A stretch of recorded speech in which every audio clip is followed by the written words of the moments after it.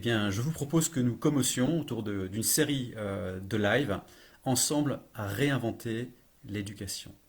Nous savons tous aujourd'hui que l'éducation est certainement un des enjeux majeurs du XXe siècle dans lequel nous avons été invités à vivre. Mais vouloir transformer le modèle éducatif, c'est se mettre au clair déjà sur une nouvelle vision. Quelle vision peut nous guider, peut nous conduire pour nous aider effectivement à transformer au quotidien de façon très pratique les systèmes éducatifs dont nous avons hérité, dont nous savons aujourd'hui qu'ils sont en cours d'épuisement. Alors pour commencer, il me semble fondamental tout simplement d'aller vers les enfants et d'oser leur demander s'ils s'épanouissent dans leurs écoles, comment ils s'y épanouissent et éventuellement ce qui peut les mettre en souffrance. Avoir une vision du monde de demain en s'appuyant sur l'éducation aujourd'hui, c'est d'abord aller à la rencontre des enfants. Parler avec eux, se rendre compte avec eux de ce qui les épanouit, de ce qui fonctionne pour eux et de ce qui peut éventuellement les mettre en difficulté. Nous avons la chance dans notre pays de bénéficier d'une véritable biodiversité éducative et qui n'est pas nouvelle, qui a eu une histoire. On a tous entendu parler des écoles Freinet, des écoles Montessori. Aujourd'hui, on parle des écoles de la nature, des écoles de la forêt, des écoles à projet et aussi de l'instruction en famille. Nous avons ici les ressources et nous avons l'expérience. Nous avons une quantité importante d'écoles, de structures, de familles avec une tradition pédagogique, éducative qui permet effectivement à notre pays, en tout cas je le crois, de modifier sa trajectoire et d'offrir aux enfants des environnements qui leur soient véritablement épanouissants. Nous avons besoin aujourd'hui d'écoles avec un S et des écoles qui soient des écoles d'apprentissage. Qu'est-ce que c'est qu'une école d'apprentissage? C'est un lieu finalement, c'est une communauté d'individus qui décident de se rassembler pour apprendre les uns avec les autres, pour apprendre les uns par les autres. Nous avons besoin aujourd'hui d'un nouveau scénario pour l'éducation qui répondent aux enjeux de notre temps. Et pour ça, encore une fois, nous avons toutes les ressources en France, mais aussi à l'extérieur, puisqu'on peut s'inspirer de ce qui se passe en Norvège, en Suède, ce qui se passe aussi aux États-Unis, où par exemple, on a une forte tradition aussi de l'instruction en famille, mais pas seulement, on a un lien entre les écoles et l'instruction en famille. Aux États-Unis, vous avez des coopératives d'instruction en famille qui parfois regroupent des dizaines et dizaines de familles pour partager de la connaissance et de la compétence. Mais vous avez aussi des structures scolaires qui mettent à disposition des familles, par exemple, dans d'autres pays, des structures, des laboratoires, par exemple, de sciences, pour permettre aux parents de faire l'école à la maison. Et je crois qu'aujourd'hui, ce dont on a besoin, c'est d'investiguer les ressources pour s'inspirer les uns des autres. L'école peut s'inspirer de l'instruction en famille parce que dans l'instruction en famille, on est très attentif au rythme de l'enfant. On est attentif à son développement naturel. On est attentif à ses centres d'intérêt. Et l'instruction en famille a besoin de regarder vers des écoles à projet parce que dans une école à projet, on travaille la coopération entre les enfants. On travaille aussi ce qui peut être utile à une communauté plus vaste que la famille, un village, une ville. Et je crois qu'aujourd'hui, c'est fondamental qu'on se regarde les uns les autres et que nous nous inspirions à partir de l'ensemble des ressources qui sont disponibles ici en France. Fondamentalement, l'éducation, qu'est-ce qu'elle doit permettre? Elle doit permettre qu'on soit en instruction en famille, qu'on soit dans une école alternative, qu'on soit dans une école de l'éducation nationale. Elle doit permettre à chaque enfant de comprendre le monde qui l'entoure, d'explorer ses talents, de découvrir ses centres d'intérêt afin de devenir des personnes épanouies, des personnes empathiques, des personnes impliquées dans notre monde. L'éducation au quotidien, nous le savons, ne se fait pas dans les hémicycles ou dans les commissions. Elle provient concrètement tous les jours de ce qui se passe entre les enfants et ceux qui les accompagnent dans leur maturation. Nous sommes tous conscients des enjeux et des risques que traverse aujourd'hui notre humanité. Cette conscience implique un changement radical dans notre manière de penser, de vivre et de coopérer les uns avec les autres. Nous avons autour de nous des ressources et des expériences considérables pour opérer cette transformation et offrir à nos jeunes des espaces qui soient stimulants pour leur imagination et leur créativité. Nous avons besoin d'une révolution de grande ampleur dans l'éducation pour ne pas sombrer dans les années à venir. Les enfants, tous les enfants, doivent pouvoir s'épanouir pleinement sans souffrir au quotidien des effets de ce qu'on pourrait appeler la standardisation. Et c'est là qu'il faut bien comprendre d'où vient notre modèle éducatif, hein, qu'on soit en éducation en famille, dans une école alternative ou dans l'éducation nationale. Nous héritons effectivement d'une grande tradition éducative qui remonte finalement à l'époque industrielle. C'est-à-dire que le modèle culturel dans lequel nous vivons encore remonte à la révolution industrielle et beaucoup effectivement des systèmes européens eh bien, sont originaires du 19e siècle. L'industrialisme nécessitait quoi à cette époque-là?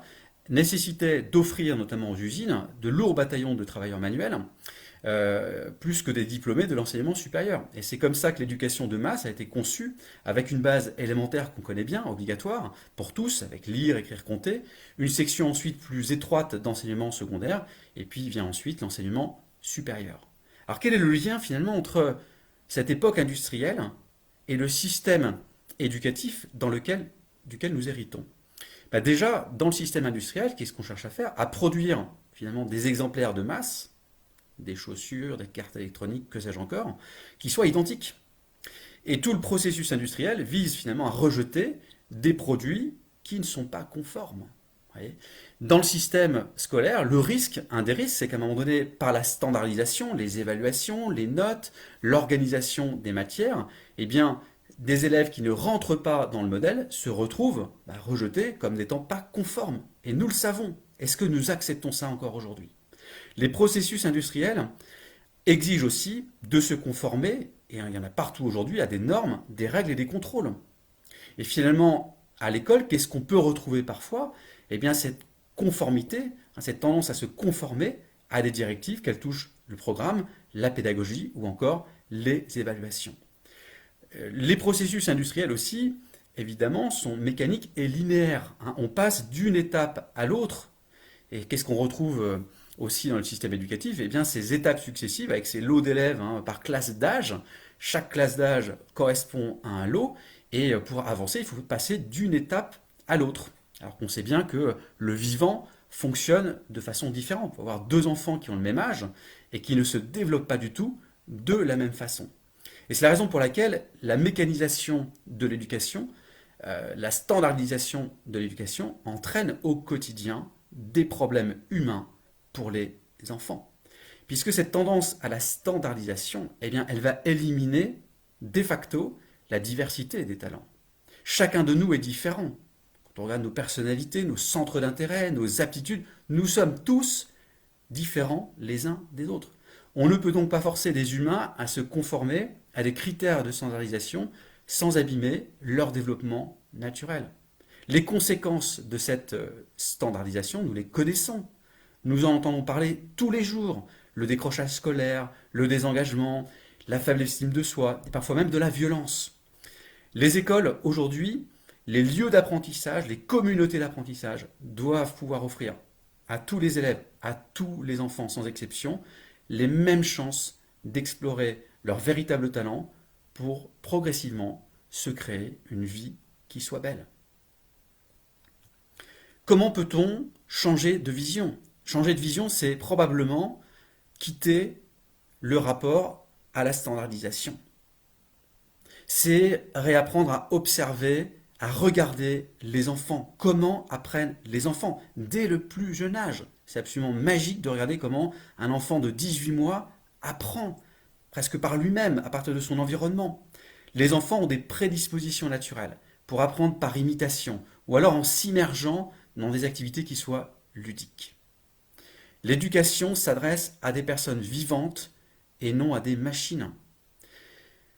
Contrairement à une carte électronique, par exemple, de téléphone, qui ne peut avoir aucune idée de son avenir, de son processus même de formation, les humains, eux, sont conscients de comment ils apprennent. Ils ont des sentiments, ils ont une histoire, ils ont des émotions, ils ont des contextes de vie personnels. Et c'est ça qui, lorsqu'on en tient compte, fait que l'enfant, ou même l'adulte, va rentrer en résistance dans l'apprentissage ou alors en coopération? Est-ce qu'on tient réellement compte de l'histoire de l'enfant, de son contexte, de ses affections, de ses sentiments? Est-ce qu'on crée dans l'éducation un rapport non standardisé et donc personnel avec les enfants? Et c'est là que l'évolution aussi dans le monde biologique, dans le monde agricole, peut nous inspirer. Pourquoi? Parce que le modèle agricole a subi finalement les mêmes lois que le modèle industriel, c'est-à-dire les lois de la standardisation, et on pourrait même dire aujourd'hui de l'épuisement des sols.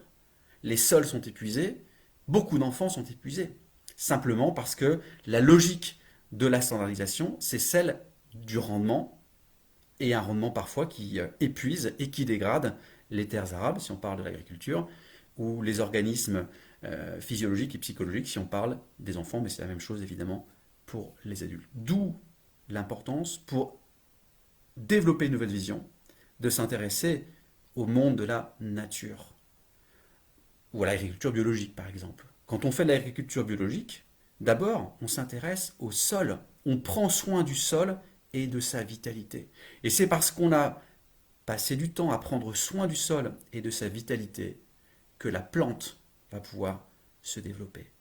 Une nouvelle vision aujourd'hui implique, je le crois, de s'orienter vers une éducation qui soit biologique. Logique, c'est-à-dire qui est de l'intelligence, bio de la vie, une éducation qui favorise l'intelligence de la vie et de la vie organique. Cette nouvelle vision peut s'appuyer sur 4 principes très simples.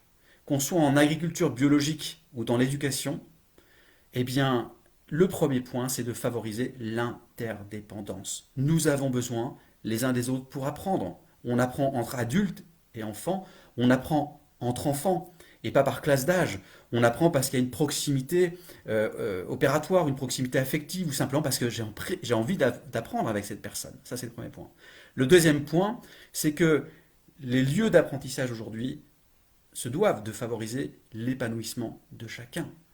Les enfants ont besoin de se sentir dans un lieu où ils sont à l'aise, où ils sont inspirés, un lieu qui soit beau, qui soit esthétique, qui soit proche de la nature, qui favorise ces interactions dont je parlais juste avant.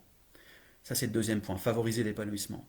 Le troisième point, c'est que toutes les structures qui se veulent éducatives aujourd'hui doivent permettre à chaque enfant de cultiver ses propres talents. Il me semble absolument impensable aujourd'hui que des centaines d'enfants sortent de l'école à 14, 15, 16, 17, 18 ans sans être au clair sur leurs talents. Troisième point.